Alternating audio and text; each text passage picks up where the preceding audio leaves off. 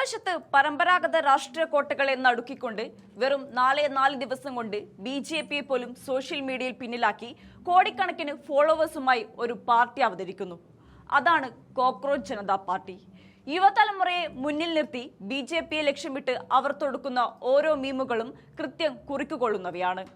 ആരാണ് ഇതിന്റെയൊക്കെ പിന്നിൽ പ്രവർത്തിക്കുന്ന ആ വമ്പൻ എന്ന ചോദ്യം രാജ്യത്താകെ ഉയരുമ്പോഴാണ് മറുവശത്ത് തമിഴ്നാട്ടിൽ മുൻപെങ്ങും ആരും ചിന്തിക്കാത്ത തരത്തിലുള്ള മറ്റൊരു രാഷ്ട്രീയ അട്ടിമറി നടക്കുന്നത്. തമിഴ് മണ്ണിലെ പരമ്പരാഗത രാഷ്ട്രീയ സമവാക്യങ്ങളെ പൂർണ്ണമായി നിരാകരിച്ച് ജനഹിതത്തിലൂടെ ഒരു പാർട്ടി അധികാരത്തിലേക്ക് കയറുന്നു. അതാണ് നടൻ വിജയുടെ തമിഴക വെട്രിക്കഴകം അഥവാ TVK. സിനിമയിലെ സൂപ്പർ താര പദവി കൊണ്ട് മാത്രം വിജയ്ക്ക് നേടിയെടുക്കാവുന്ന ഒന്നായിരുന്നു TVK എന്ന പാർട്ടിയും തമിഴ്നാട് എന്ന വലിയൊരു സംസ്ഥാനവും? തീർച്ചയായും അല്ല.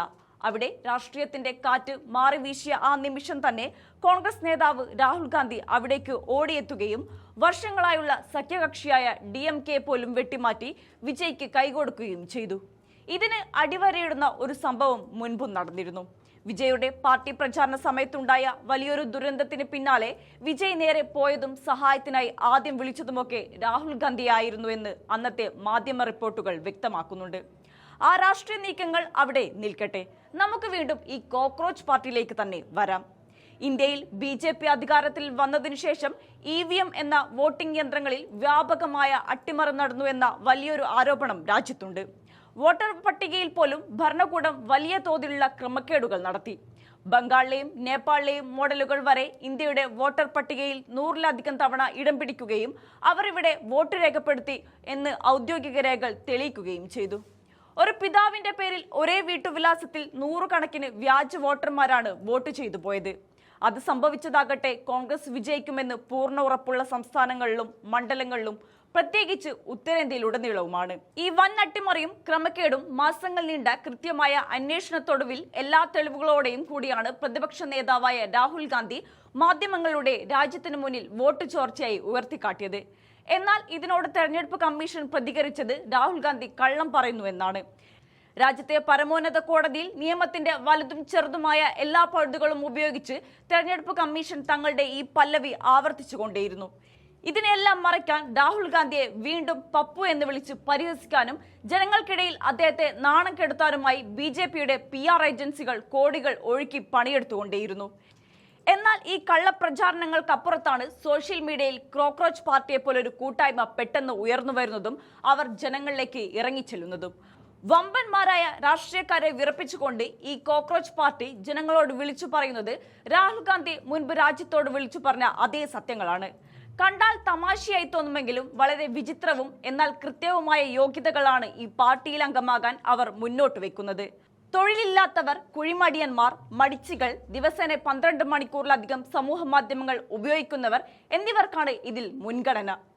കേൾക്കുമ്പോൾ ചിരി വരാമെങ്കിലും രാജ്യം നേരിടുന്ന ജനാധിപത്യ പ്രതിസന്ധികളെ കൃത്യമായി അഭിസംബോധന ചെയ്യുന്ന ശക്തമായ ഒരു മാനിഫെസ്റ്റോ അഥവാ പ്രകടന പത്രിക ഈ പാർട്ടിക്കുണ്ട്.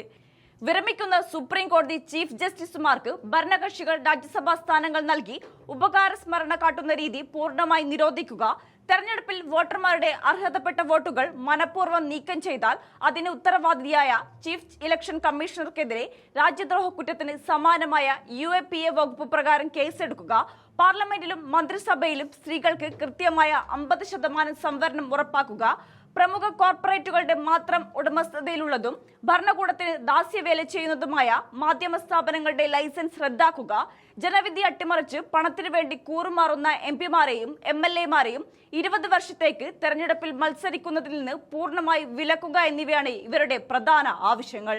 രാജ്യത്തെ അന്വേഷണ ഏജൻസികളെയും ഭരണഘടനാ സ്ഥാപനങ്ങളെയും നോക്കി നിങ്ങൾ ഈ ഗവൺമെന്റിന്റെ ജനവിരുദ്ധ നയങ്ങൾക്കെതിരെയും ജനാധിപത്യ ദംശനങ്ങൾക്കെതിരെയും ഭയമില്ലാതെ ശബ്ദമുയർത്തി മുൻപിലേക്ക് വരൂ എന്ന് വിരൽ ചൂണ്ടി പറയാൻ ഇന്ത്യയിൽ ഒരൊറ്റ നേതാവേ ഉണ്ടായിരുന്നുള്ളൂ.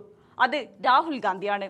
ആ രാഹുൽ ഗാന്ധിയുടെ പോരാട്ട വീരത്തെയും ആശയങ്ങളെയും നെഞ്ചിലേറ്റുന്ന ലക്ഷക്കണക്കിന് യുവാക്കളുടെ സോഷ്യൽ മീഡിയ കൂട്ടായ്മയാണ് യഥാർത്ഥത്തിൽ ഈ കോക്രോച്ച് ജനതാ പാർട്ടി. പരമ്പരാഗത രാഷ്ട്രീയ തന്ത്രങ്ങൾ കൊണ്ട് ഒതുക്കാൻ നോക്കിയ ഭരണകൂട വേട്ടകൾക്കെതിരെ സോഷ്യൽ മീഡിയയിലൂടെ അവർ നടത്തുന്ന ഈ ഡിജിറ്റൽ വിപ്ലവം നരേന്ദ്രമോദിയോടും BJPയോടും നേരിട്ട് വിളിച്ചു പറയുന്നത് ഒരേ ഒരു കാര്യമാണ്: ലക്ഷ്യം CJP 2029 ആണ്.